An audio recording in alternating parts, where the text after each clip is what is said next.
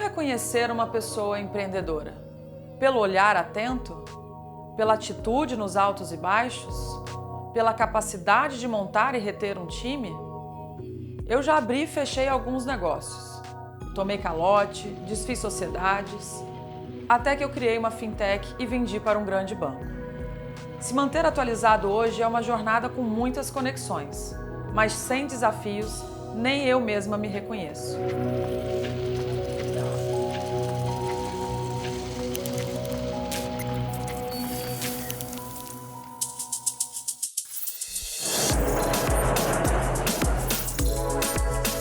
Posso dizer que o aeroporto é minha segunda casa. Tanto a trabalho quanto a passeio, eu amo quando os meus projetos passam por aqui. E de uns tempos pra cá, eu comecei a me preocupar com o impacto das minhas viagens no meio ambiente. Os desastres chamados de naturais são, na verdade, reflexo do avanço do desmatamento e da elevação da temperatura do planeta. As mudanças climáticas exigem ajustes urgentes nos negócios, mas também nas pessoas. Não é só sobre sustentabilidade, é sobre legado. Ter o futuro no horizonte, sabe? Você já ouviu falar na sigla ESG? Em inglês, ela resume as áreas que vêm sendo cada vez mais valorizadas por investidores e clientes. E mais do que nunca é preciso que as marcas assumam um posicionamento ambiental, social e criem estratégias de governança sustentáveis. O nosso padrão de consumo ele é inadequado para a realidade hoje de disponibilidade, vamos falar assim, de recursos naturais no mundo. Eu gosto de brincar que o termo ESG ou ASG, no português, é como se fosse um indexador. Como foi a URV quando a gente mudou para o Plano Real, O ideal é que esse termo sumisse e que ele fosse modus operandi. É aquela coisa, não dá para você falar que você não se preocupa com o planeta. É meio... tá fora de moda. O Brasil é a maior potência do mundo em carbono. Gestora Schroders, das maiores gestoras do mundo, chama o Brasil de Arábia Saudita do crédito de carbono.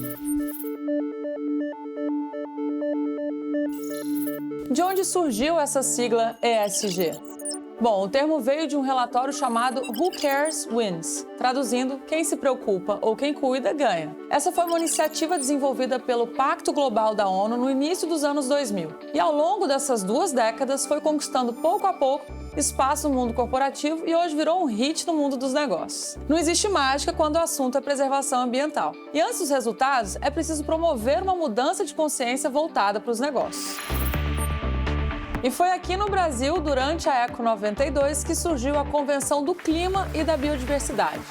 Mais de 100 chefes de estado se comprometeram a desenvolver a economia, mas sem perder de vista questões sociais e ambientais. O Cristiano Teixeira, CEO da Klabin, acompanha de perto os desafios e avanços dessa agenda. Ele fez parte do grupo Business Leaders da COP26 e é embaixador pelo clima da Rede Brasil do Pacto Global da ONU. Cristiano, seja bem-vindo ao Projeto Upload e obrigada por nos receber aqui na Klabin. Eu que agradeço. Obrigado, Stephanie. Eu queria que você explicasse para a gente, para quem não conhece o termo, o que é o ESG e a importância dessa agenda nos negócios. A gente pode colocar esse termo como o termo mais contemporâneo, mas eu lembro que quando eu era ali adolescente, a gente falava muito em ecologia, depois esse termo ele foi ganhando, por meio da própria literatura, foi ganhando formatos diferentes, sustentabilidade assim por diante.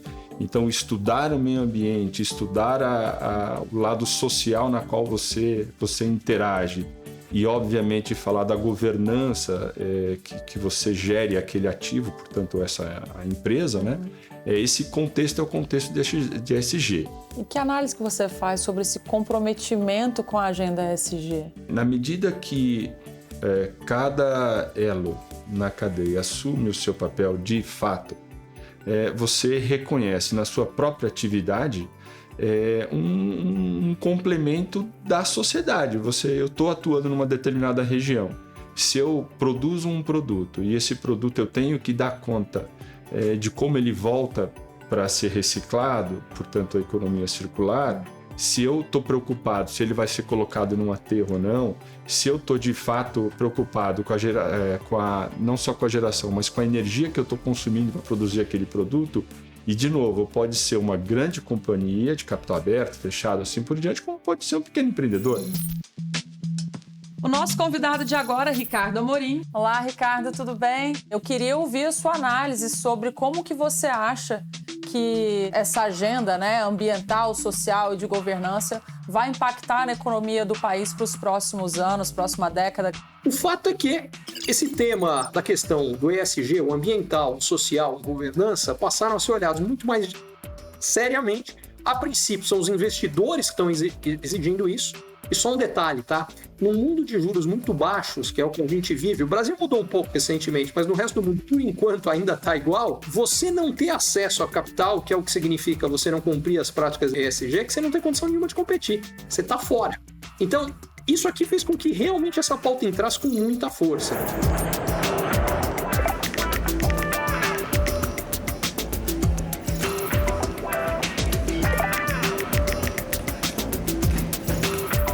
Durante a pandemia, a Lorraine acumulou a função de diretora de marketing com a de líder de ESG na Gol Linhas Aéreas, empresa que se impôs a meta de zerar as emissões de carbono até 2050. Lorraine, muito obrigada por participar do projeto Upload, seja bem-vinda.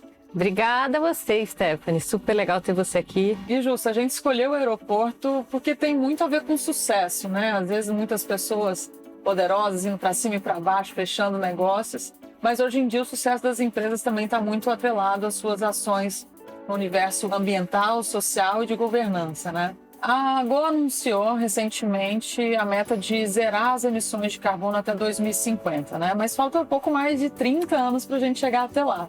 O que já está sendo feito e quais métricas vocês acompanham? Conta um pouco para a gente sobre isso. Parece que falta muito tempo, né? Mas não falta tanto assim porque passa muito rápido. E como é que você faz isso? Há uma série de atitudes que a companhia aérea pode tomar para que a gente chegue até essa meta em 2050. Algumas são questões de mudanças tecnológicas, né? Você mudar sua frota para uma frota que polua menos, a questão de infraestrutura e logística. E também tem coisas que o mercado coloca à disposição, de certa forma, que você pode usar para nos ajudar nesse processo de atingir a meta. E a neutralização de carbono surgiu. Nesse momento foi quando a gente fez uma parceria bem legal com a Moss, que é uma Climatec, e é uma parceria para que os nossos clientes possam neutralizar suas pegadas de carbono toda vez que eles desejem ir de um ponto para o outro. É claro que a pegada de carbono não se limita só a viagens aéreas, né? Qualquer deslocamento usando veículos movidos a combustão causam também impacto no meio ambiente. Todos nós contribuímos de alguma forma para o problema, usando recursos naturais não só para ir e vir, mas para cozinhar, trabalhar, viver. Pequenas ações no nosso dia a dia podem fazer toda a diferença. Trocar garrafas plásticas por reutilizáveis, escolher produtos com refil, cultivar uma horta em casa. Mas quando o impacto vem de algo que ainda não dá para mudar, já é possível compensar ou neutralizar. O Luiz Felipe Adaime é fundador de uma startup especializada em neutralização ou compensação de carbono. A Moss é uma Climatec que convida empresas e também pessoas físicas a reduzirem o impacto que causam no meio ambiente. Desde que o ESG entrou na pauta dos investidores, eles têm sido procurados para diagnosticar e orientar quem quer dar os primeiros passos nessa nova cultura de preservação e regeneração dos recursos naturais.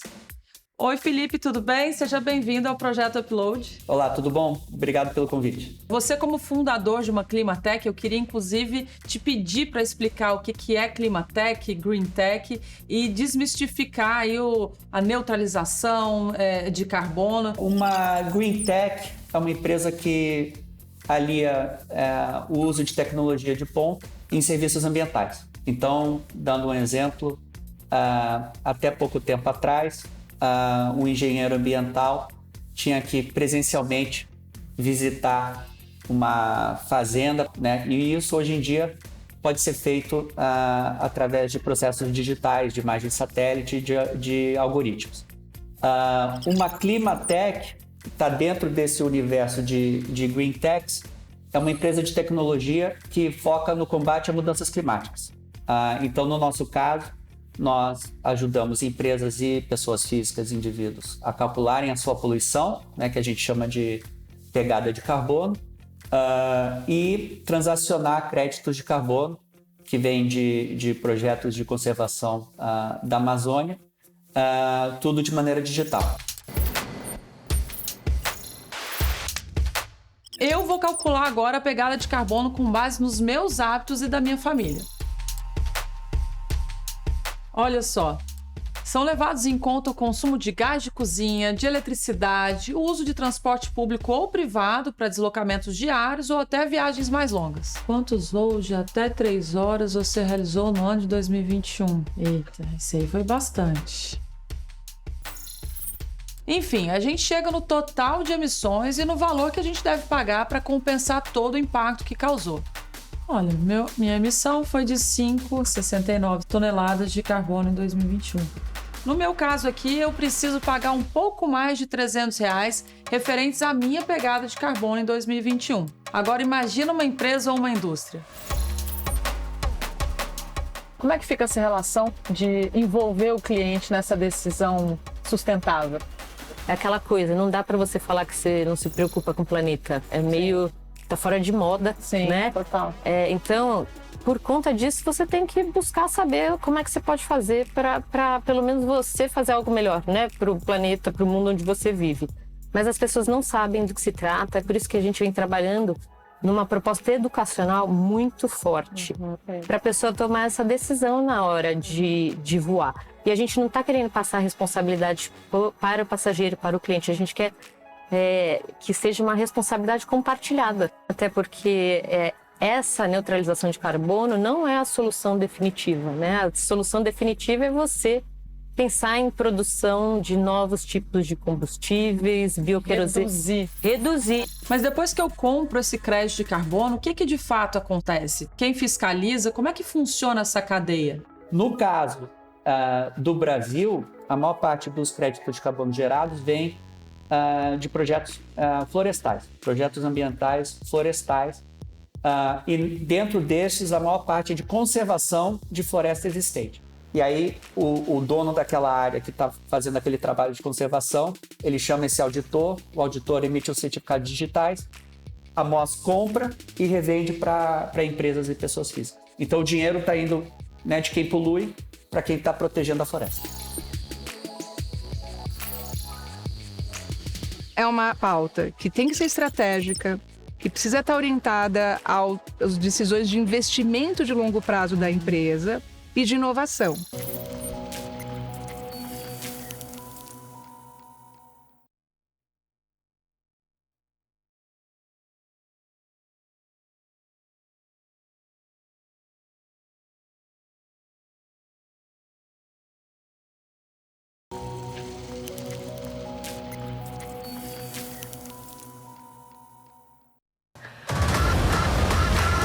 A comet headed directly towards Earth. Adiar o fim do mundo tem sido a tentativa dos mais diversos protagonistas do cinema de ação. E que a vida imita a arte, ninguém duvida mais. A frase já virou clichê. Mas a verdade é que, fora da ficção, esse não é um trabalho de um ator principal ou governante. Só no coletivo vai ser possível reverter prejuízos, regenerar recursos e criar novos hábitos e comportamentos que garantam uma melhor qualidade de vida na Terra. Existe algo a ser de frente atacado, que é o consumo. Isso joga, por vezes, contra a própria operação das empresas. Mas o que a gente sabe é que o perfil de consumo hoje, e não só dos países conhecidos como desenvolvidos, né, tem um nível de desperdício muito grande. O nosso padrão de consumo, ele é inadequado para a realidade hoje de disponibilidade, vamos falar assim, de recursos naturais do mundo. E aí vem a questão que eu acho que é mais importante. Para que isso aqui vire verdade, o consumidor precisa adotar a pauta. E pelo lado do social e do ambiental, eu acho que isso já vai começar a acontecer cada vez mais rápido. Eu vi uma pesquisa recentemente que realmente me impressionou.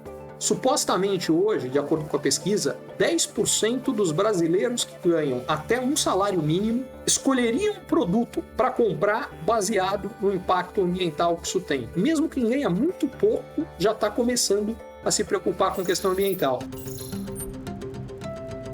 Eu adoro a cidade, mas também gosto muito de buscar contato com a natureza. Na pandemia, podendo trabalhar de forma remota, eu experimentei me aproximar do campo, andar mais descalça na grama. Quando a gente mora em cidade grande, tudo precisa ser prático e parece vir pronto embalado. É fácil esquecer de onde os alimentos vêm e todo o trabalho que dá. O fato é que não se preocupar com o meio ambiente acumula uma dívida não só moral, como financeira mesmo.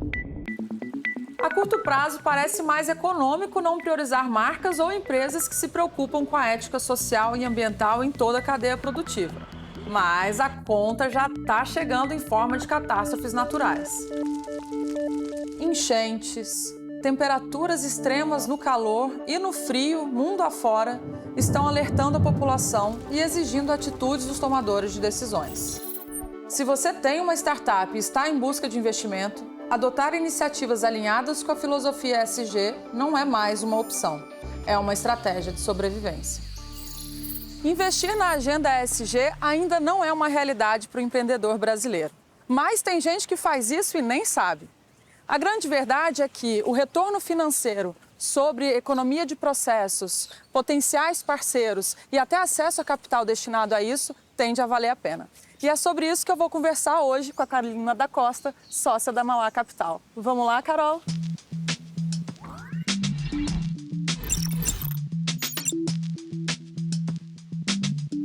Carol, bem-vinda. Obrigada mesmo por aceitar o convite para explicar para a gente tudo sobre a ESG. Prazer enorme estar aqui com você, Stephanie. Mas me conta então, assim, o ESG está mesmo ditando as regras de investimento no mercado atualmente? Olha, tem bastante chão pela frente, mas a gente avançou bastante, né? E, em certa medida, quando a gente está falando do ambiental, do social, de governança, a gente está falando de parâmetros importantes de risco. Quer dizer, quando eu estou colocando o meu dinheiro em um determinado ativo, qual é o impacto que ele gera, quão bem estruturado ele está, que vai diminuir o meu risco como investidor. E como é que você enxerga isso para o mercado de inovação, né? Para o mundo de startups? Se de um lado você tem um investidor, né, que vai olhar para isso com mais seriedade a longo prazo, você tem um direcionamento de recursos para quais temas, né? Os grandes temas que o mundo vai precisar enfrentar nos próximos anos. Transição energética, o melhor uso da terra, porque isso também afeta o equilíbrio climático do planeta. Produção de alimento e toda a agenda social, né, que precisa estar orientada à redução de desigualdade, sem dúvida que começam a aparecer recursos, investidores que têm uma agenda voltada para esses temas. Então, isso beneficia startups que vão estar voltadas a tecnologias de energia renovável, clean techs, que são startups que estão com tecnologias que ajudam a despoluir, melhorar o uso de recursos hídricos, de recursos da terra. Por exemplo, saúde, startups estão ligadas, por exemplo, a financiamento também, a parte social. Então, você tem uma série de startups com vários temas que endereçam tanto o aspecto ambiental como social, com maior possibilidade de acessar esse capital. Mas como que as empresas podem também inovar nesse sentido, né? Eu vou falar das 3 dimensões que eu vejo nas grandes empresas, né? A primeira é a governança. As empresas comprometidas com essa agenda, elas têm o ambiental, o social no nível do conselho, né? Porque o conselho é a instância que está olhando a empresa no longo prazo. Então, é uma pauta que tem que ser estratégica, que precisa estar orientada às decisões de investimento de longo prazo da empresa e de inovação. Segunda grande dimensão. Uma vez alinhada, essa empresa vai precisar investir. Então, ela vai fazer as grandes emissões, né, os famosos bonds. E esses bonds, né, que são os títulos de dívida, como ela capta dinheiro no mercado, eles vão precisar estar alinhados à estratégia. Então, para ela ter uma emissão verde, para ela ter uma emissão social, ela vai precisar ter os indicadores orientados a essa emissão muito bem mapeados, acompanhados e diretamente veiculados à sua estratégia de longo prazo.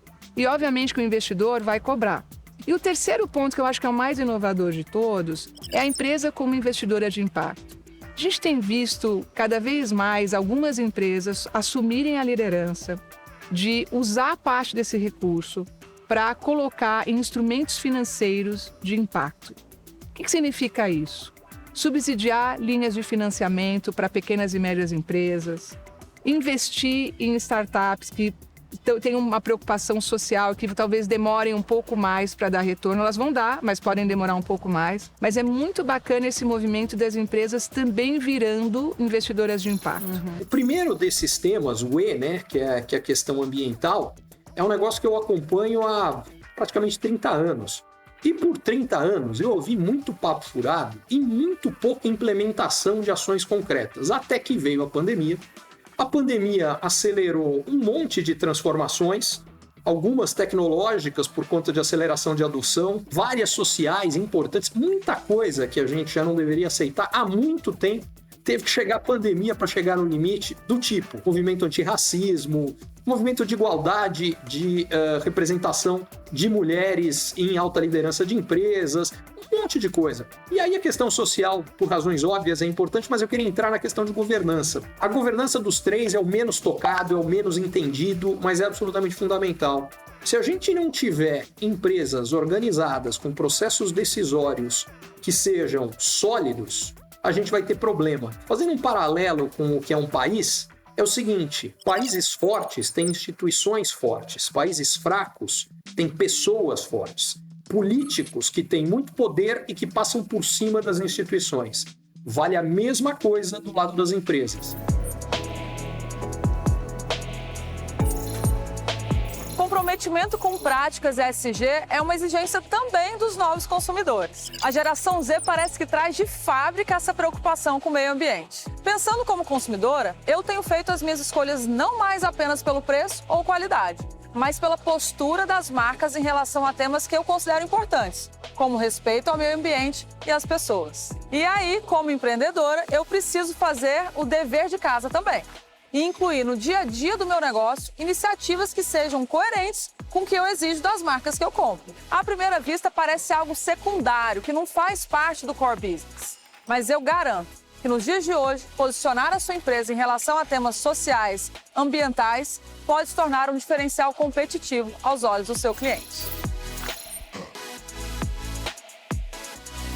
Queria que você fizesse uma análise do momento agora para se empreender nesse tipo de assunto e para as pessoas e empresas também tomarem consciência. Tem gente que, acha que ESG ou sustentabilidade, tanto do ponto de vista de investimento como do ponto de vista operacional de empresas, até de nós como consumidores e tal, que é uma modinha. E eu acredito fortemente que não seja uma modinha, é um movimento estrutural, por algumas razões. A principal é que teve um movimento demográfico no mundo, 3 anos atrás, que mudou tudo, que foi que os millennials, o grupo de pessoas nascidas depois de 1980, passaram a ser os mais numerosos da Terra. Os valores dos millennials, são muito, muito diferentes dos valores dos nossos pais e avós, especialmente no que toca à conservação, à preocupação com o meio ambiente, com o planeta, com mudança climática. Tem pesquisas que mostram, por exemplo, da revista The Economist, que para os millennials, 96% dos millennials só investem em empresas que compensem o seu impacto ambiental negativo ou que façam algo pelo meio ambiente, em comparação com 28% dos baby boomers. A segunda razão é que a mudança climática ela já consegue ser vista, presenciada, notada no nosso dia a dia. Essas enchentes todas que estão acontecendo em Minas, Petrópolis, enchentes na Alemanha, incêndios na Califórnia, a gente está presenciando, e os negacionistas que falavam que não tinha mudança climática estão meio que perdendo o argumento. Isso tudo leva com que as empresas e os consumidores tentem fazer algo a respeito. O 7º ano consecutivo em que foi registrado aumento na temperatura global. Quando a gente fala, poxa, quando eu era mais novo, era mais frio, era mais calor, tudo isso tem a ver. Então, por uma experiência empírica de todos nós? Mas também é científico. O que tem acontecido nos últimos, na verdade, mais de 200 anos, desde a Revolução Industrial, é que a gente tem emitido mais CO2, mais do que a velocidade de absorção que o próprio planeta consegue absorver essa molécula por meio, por exemplo, da fotossíntese, E como ela não é reabsorvida e a gente continua emitindo mais, a gente tem retido mais o calor na Terra. Quanto mais a gente retém esse calor, mais os efeitos na biodiversidade como um todo e principalmente no clima, Eu vou me dar bem e o resto pouco importa. Isso aí é definição de psicopata. Então a gente criou uma lógica da definição do funcionamento do mundo corporativo que é empresas psicopatas.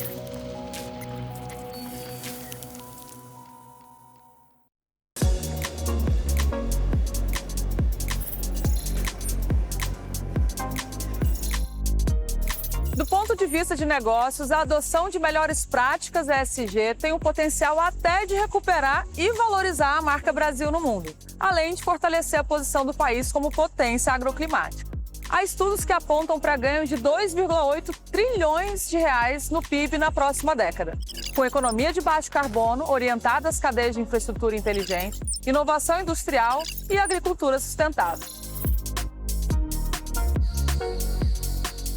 O Brasil já é um potencial gerador de crédito de carbono. Que análise que você faz realmente da nossa posição nesse mercado?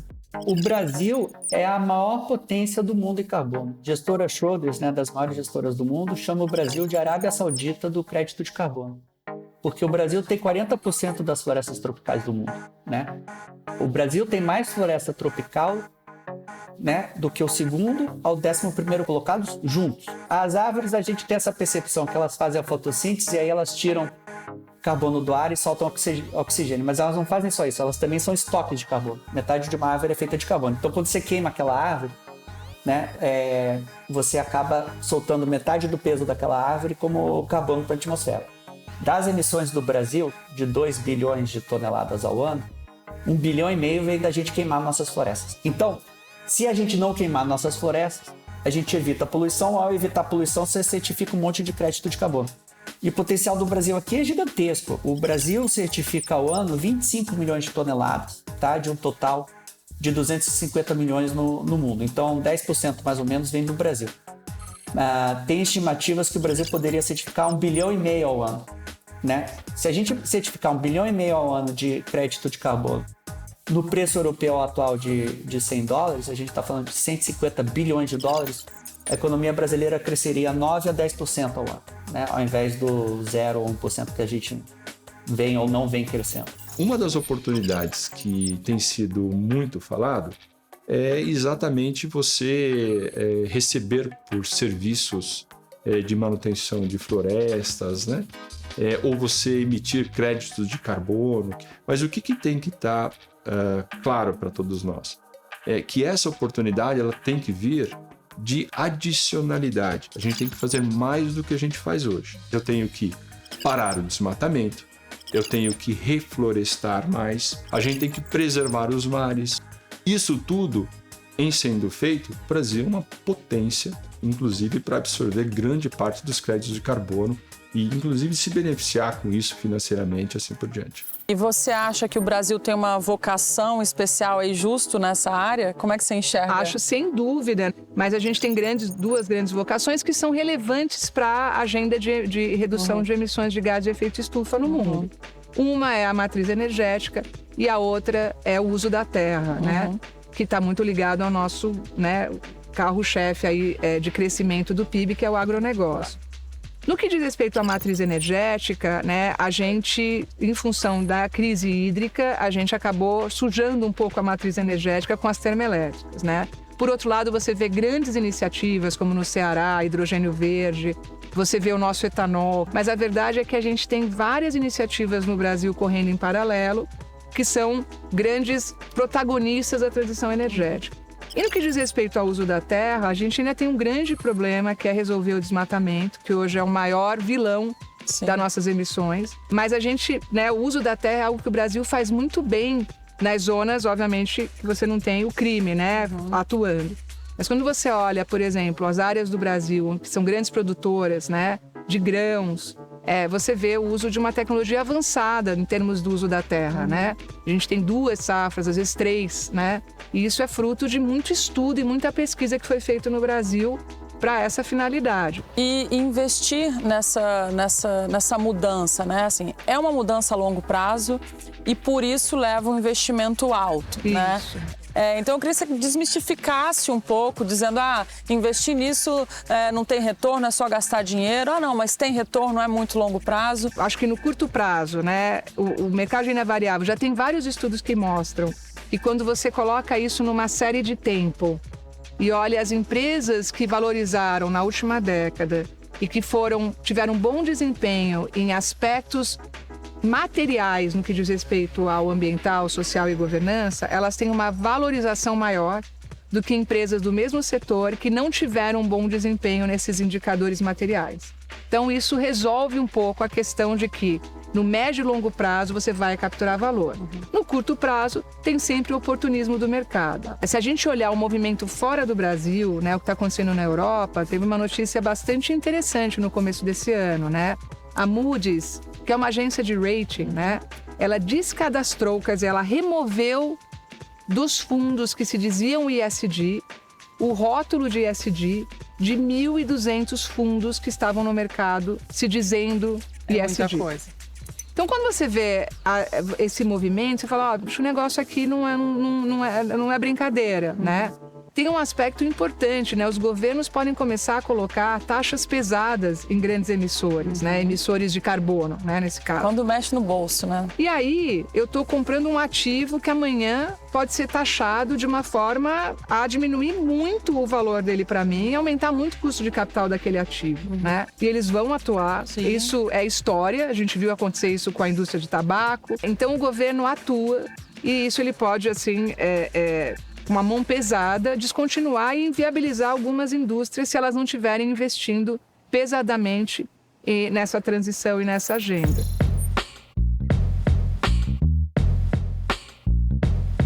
Que dica que você pode dar para quem está começando a se comprometer com essa agenda ESG? Precisa conhecer quais são as suas emissões no seu processo produtivo.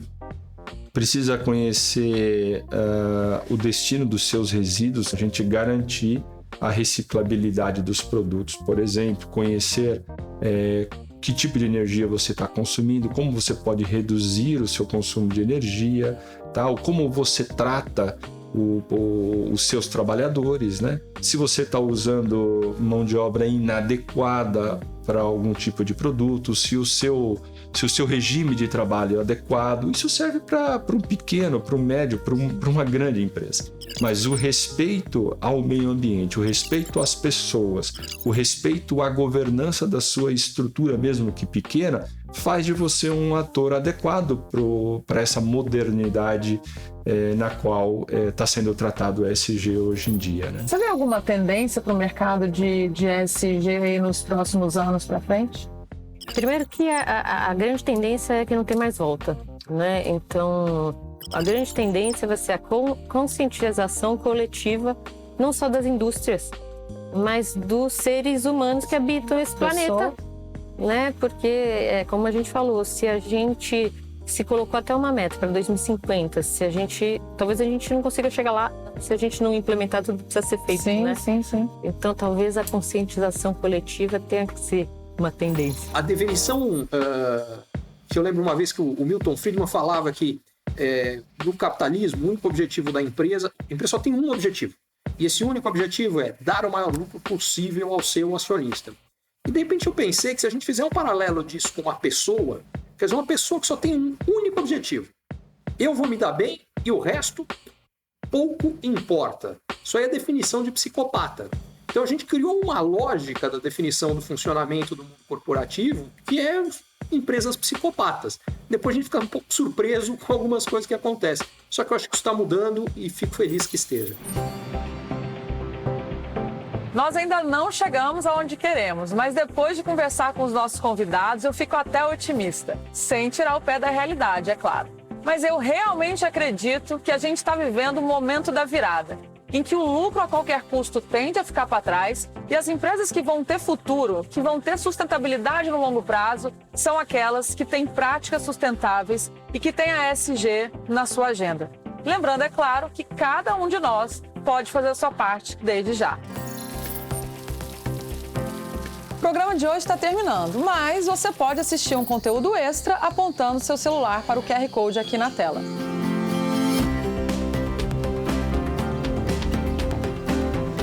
Esse povo que viaja, sabe? Você batendo papo com a gente. Bota um ventinho aqui, ó, Beyoncé, que eu fico assim, ó. Os cabelos voadores. Não é?